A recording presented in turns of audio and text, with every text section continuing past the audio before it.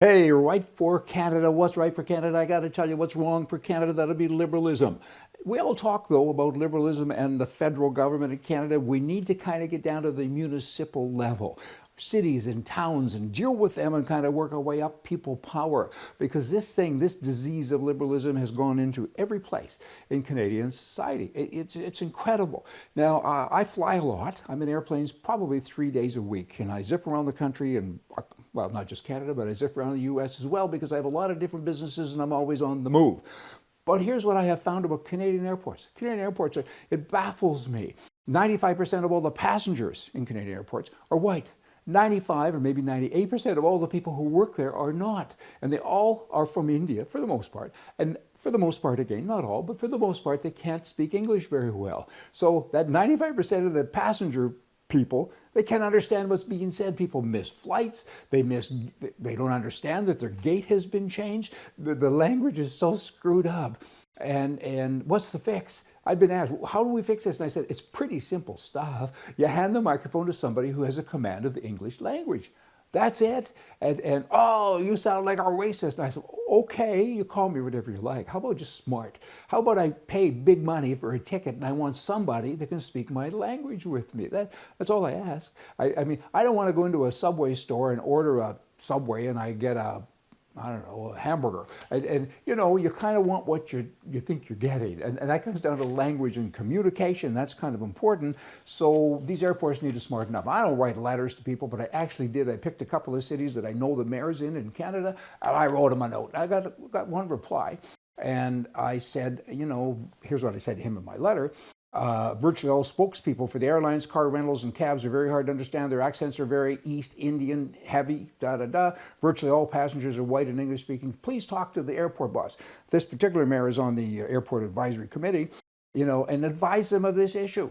And to which I was told, well, the bosses are East Indian and they're hiring their own people and bringing them into the country. I don't care as long as they come in legally and as long as they can speak English, and they can't. That's the problem. Now, here's a friend of mine that sent me a note, and he said, hey, Brian, I just got my mail, and on the back of the BC government envelope, it used to be French and English language, it's 8 different languages now, 8! And so he said, I phoned the government office because I wanted to know about this, and nobody spoke English.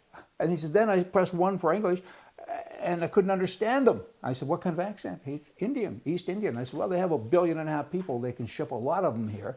And it's their country then, you know, because that's what's happening. I mean, people better smarten up. Pay attention. Many will watch this and say, again, I'm repeating, pardon the repetition, but I'm trying to make a point. They'll say I'm prejudiced. And I say, well, of course I am. I am prejudiced. I'm prejudiced about cultures and languages. Come here, be purple, be black. I don't care. But for heaven's sakes, try to adapt. And the more people from other countries that come into Canada, the less they adapt. Because I sell pizzas. Why do I have to learn Canadian talk or English talk when all my customers now are from my country? Blah, blah, blah, blah. Okay, Liberal government in Canada, they're a disaster. They've changed the landscape of the country. It's unrecognizable. It's crazy. Here's one of many things that kind of make things crazy. Here's a male, a biological male who now identifies as a woman. He's getting $140,000 a year as a paycheck as a Liberal advisor. As a Liberal advisor. He also competes in women's sports, and of course he's biological. He's a man, and he wins. He's a man. But he gets 140 grand a year. To advise them on what? I mean, most of the people there are queer as a $3 bill. Surely they don't need somebody to advise them.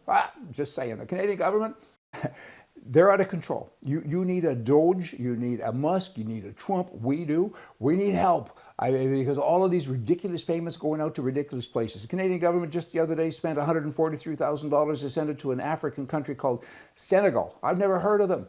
For gender strategy in its armed forces. Duh. Okay. Then they sent $46,793 to healthcare in China, for intersex people. Intersex. And then they sent $4.6 million to Cuba to promote a positive masculinity program. I don't know what that means. And there's so many other things. It goes on and on. $223 million to the private sector in South America for climate change and gender responsiveness. And then they sent $350 million to Asia to advance gender equality in that region.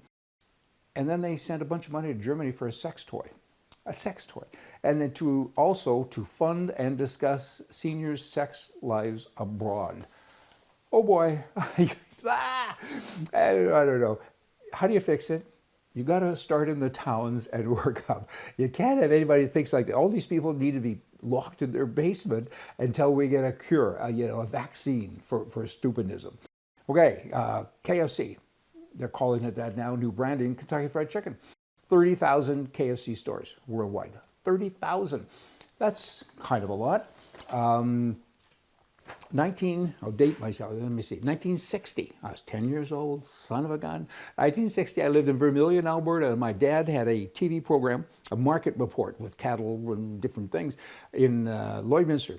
At their radio or television station, which I think was only 1 year old at that time, CKSA. And Colonel Saunders opened up a KFC in Lloydminster in 1960, and he personally came to town and he stayed at our house he was on my dad's TV show, and he stayed at our house for a week. And just a nice guy, going way back in time. Lastly, this is important stuff.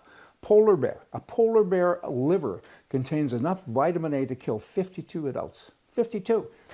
Okay. Do you need to know that? Yes. Do not eat polar bear's liver, please. Hey, y'all come back.